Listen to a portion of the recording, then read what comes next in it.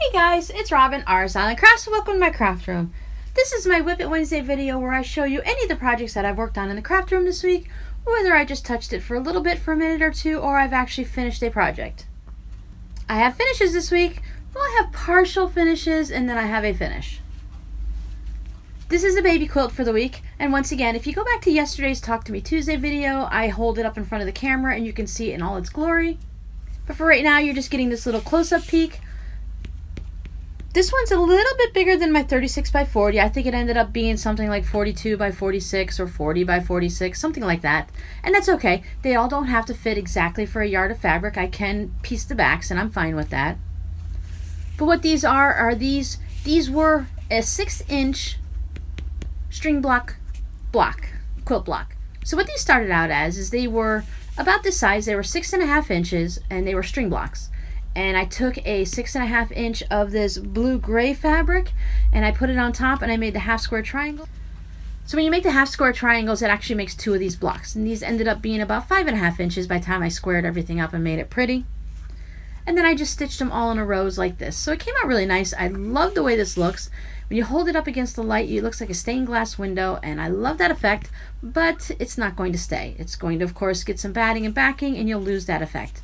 But it's still going to look really great. What I was thinking for quilting with this one is I think I want to quilt it so you just quilt in these triangles like this. So I put a triangle inside each of these triangles and then that'll be it. Maybe I'll stick with a nice light gray or something like that, or maybe I'll go crazy and make a bunch of different colors. I have plenty to pull from. You know, I got the greens and the blues and the oranges and the reds and the pinks. Any of the colors. Ooh, this color would be nice. A nice turquoisey color, aqua in there. And as a good quilter, I did make the binding for it. I just went ahead and used this contrast fabric and I made a bunch of 2.5 inch binding to go with it. I'll put these into a Ziploc bag and set them into a storage bin. Well, not a storage bin, a little plastic bin that I'm storing things in, so that when I'm ready to start quilting on them, I can just pull them out and it'll have everything that it needs in it. The only thing that it will need still, of course, is some backing, and I haven't decided on the backing for these yet.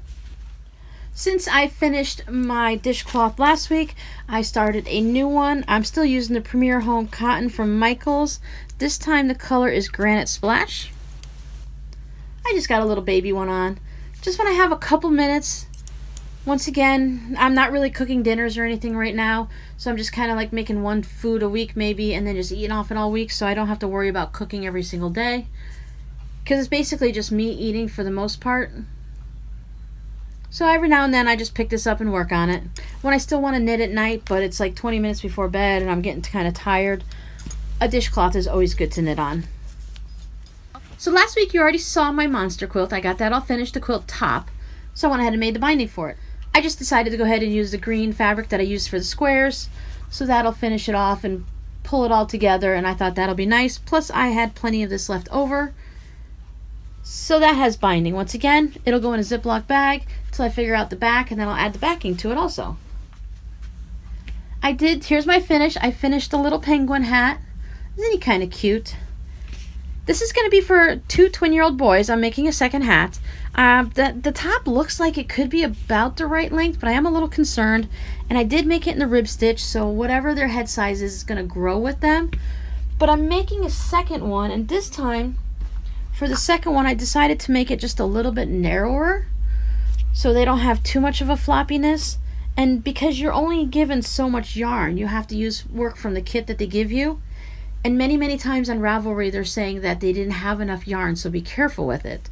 So if I made it a little narrower, then I can make it a little taller. Then I'll send these over to the mama's house and I'll see which one fits better. She'll send me videos or pictures of the boys. She's really good about that. They're very knit-worthy. And then I can see, you know, she can tell me if this one fits better or this one fits better.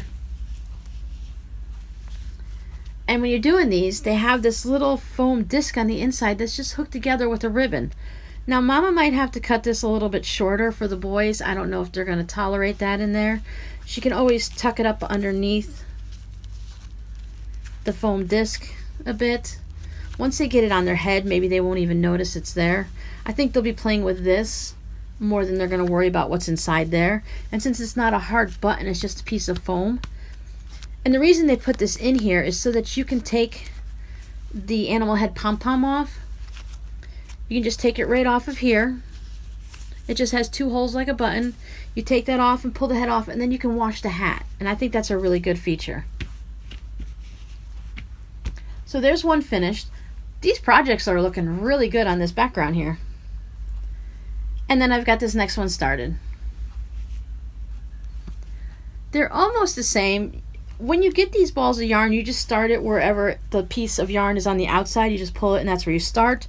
So you're never quite sure if you're going to get it exact. So these aren't quite twinsies, which is good because the boys don't need to be exact twinsies. There's like, I think maybe 2 rows more of this speckled color than of that. And it's going to change anyways because, as I said, this one's going to get taller. So I'll probably be able to put more gray. You might actually be able to see the gray in the actual part of the hat here. So there's that one. Once I get this figured out and I know exactly the size of the boys' heads, then I can knit the rest of the little creatures that I bought them. And they'll have a lot of hats to choose from. And it'll be good because if I can make it just long enough where right now they have to fold the ear flaps up, the brim up to cover their ears, as they get older they can just take the unfold the brim so they can wear it like this. So maybe now they might have to wear it. I have to trim the ends up a little, as you can see. But they might have to wear it folded up a little, but this one I doubt. But as they get older, they can just come down like this, or they can just wear it as a slouchy hat. Because this guy, he'll just bounce around up there and they'll have fun with him. It's 2-year-old boys, I'm sure they're gonna have fun.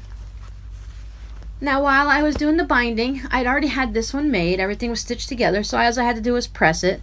So this binding is all pressed. So that gives me 3 quilt tops with binding. I'm on a roll. We won't mention the other 2 baby quilts that don't have binding yet, right? Once again, I spent a lot of my time sitting at the Cancer Center with the purple hat. I got markers everywhere now because I'm doing the decreases, but this is where I was last week. So I've gotten a good amount done.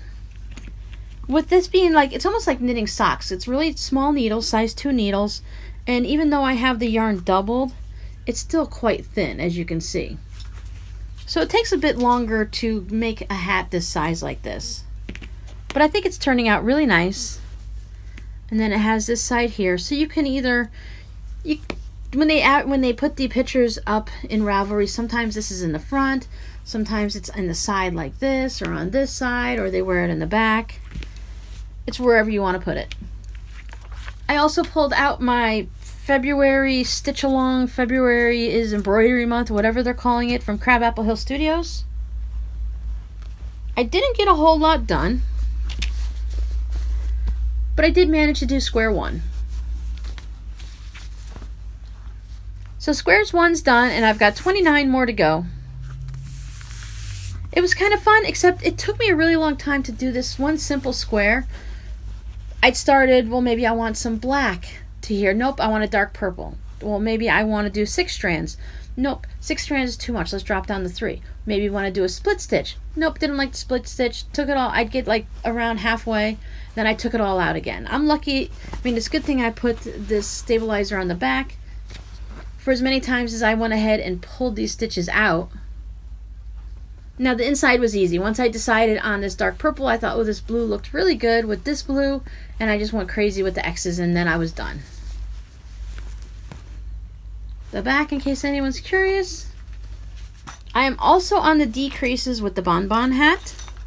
So once again, you're going to see a lot of stitch markers. I'm getting ready to switch over to double pointed needles because I don't really quite have enough room here on these needles to hold these stitches. You have to have a certain, I don't know the formula, it's just do what's comfortable to me. But once you start struggling and stretching these stitches out, it's time to switch to smaller needles. And that usually means double points. Otherwise, you could put it on magic loop. Now this is a little bit misleading. It looks like I've only done a couple rows. But all of these cream colored rows, these are actually 2 rows. The way you have to do it, you don't pass over the same row again, but you sort of kinda, and you ended up doing 2 stitches into this section here. So it's really 2, 4, 6, 8, 10, 12 rows. So it doesn't even look like 12 rows through right there, but that's what it is. And I'm starting to decrease, and the decreases are gonna have these, the main color of the brown here. They have these brown ridges that are gonna go up to the top of the hat, and that makes it look really nice. What's good about this hat is because it has the cotton and the wool in it. I believe it has wool, correct? Yes, this is 75% organic merino and 25% organic cotton. Because it has the cotton and the wool in it, it's going to have a nice amount of stretch. So once it blocks, it's going to block out nice. And you want to block a hat more this way. As long as it fits your head, you don't really want to stretch it this way. You're better off stretching it this way. A lot of people block their hats either on a balloon or a bowl so that they can just go ahead and pull these down. And that looks really nice. Or if you don't want to block it, you can leave it all squished together like this. The one thing with cotton, it's good that there's a cotton merino mix in here because cotton tends to grow. If you were to make a cotton sweater, and let's say your cotton sweater was 10 inches long, just a random number, at the end of the day, it might grow down to 14 or 16 inches because cotton will stretch from its own weight throughout the day. It doesn't hold its shape very well. So the merino that's in here will help this cotton keep its shape, and it'll keep the hat looking nice.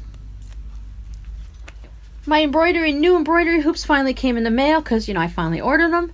Amazon Prime's only 2 days, but you got to actually order them to get them here.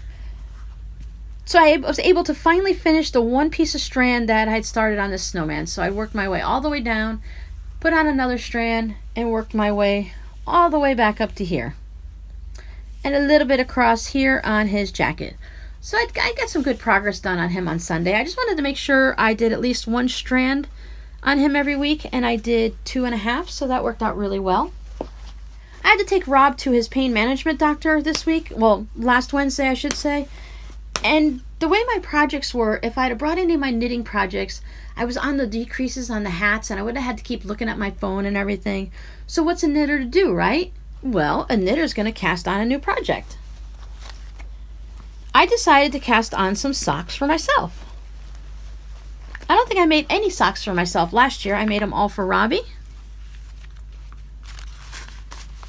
And as you can tell, I've been fighting with the yarn. I had a bit of yarn barf where I couldn't figure out where the beginning was. So when you pull out the yarn, the whole inside just comes right out. Now my feet are much smaller than Robbie's. He is a size 15 now.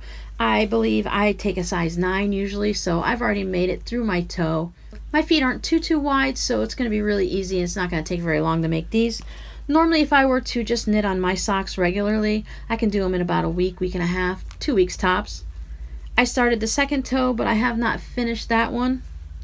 I wanted to make sure I tried this one on before I went any farther because I haven't quite figured out what my numbers are for socks. I got Robbie's down pat, no problem. And I really didn't think anyone at the doctor's office would appreciate it if I took off a sock and a shoe to try on a hand knit sock to make sure I was knitting it properly. So I just went ahead and started the second one, and I will knit these concurrently. I am using the Knit Picks Felici. This is mixed berries. This was a gift that I received last year. The purple and pink, you can't go wrong.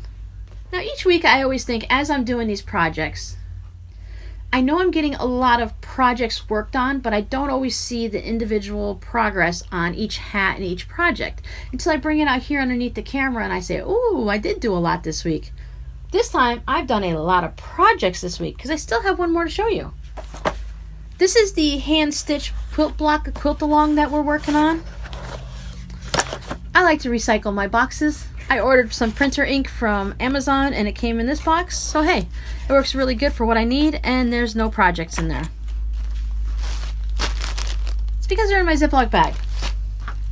So this is where I store all of my supplies for my hand knitting project and my hand stitching project. You saw my first block when we did the 4 patches and we did all the squares. And this past week, I think they had it orientated this way. We did the half square triangles. Half square triangles here, half square triangles here. Now these were quite interesting to stitch. It's a little bit different. I mean, you're still hand stitching a 1/4 inch seam. You're still going zit, zit, zit, zit, zit, zit, zit. But when you're doing a cross like this, then you have these extra sections and bits that you're dealing with all the extra seams. I haven't decided how my seams are going to go yet. If I go ahead and spin them, you get this nice little bonus 4 patch on the back. It's hard to kind of see, but there's the orange, the 2 whites and the green, and it just looks like a little bit of a 4 patch. If you spin your seams a certain way, otherwise you just got a big mess like this. And this is mostly because I did not trim my dog tails on here. I should say dog ears. See how they stick out a little bit? So I'm going to have to do a little bit more forethinking when I'm working on these projects. But if you want to learn more about this, go ahead and check down below in my blog, RsIslandCrafts.blogspot.com. And that's where I do a lot of my chit-chatting about this project. Whew, I think that's finally it. That was a lot of projects this week. But I do have one more thing to show you. I received a postcard from Blackpool, Lancashire.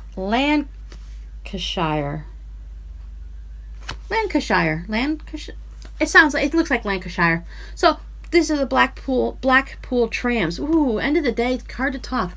But look at these, because it looks like a train, but it's really a tram. And you got the Kit Kat. That looks like an old bus. And then this is what I'm used to when you're thinking like San Francisco and stuff like that, when they have the trolleys that go on the road. These are the type that I'm used to seeing, or more the ones that are open where you can jump on and off easily. I've never been on a tram, or streetcar, however they're called, depending on where you're at. So it's really cool to see these. And I really like the way this one looks like a train. Very, very cool.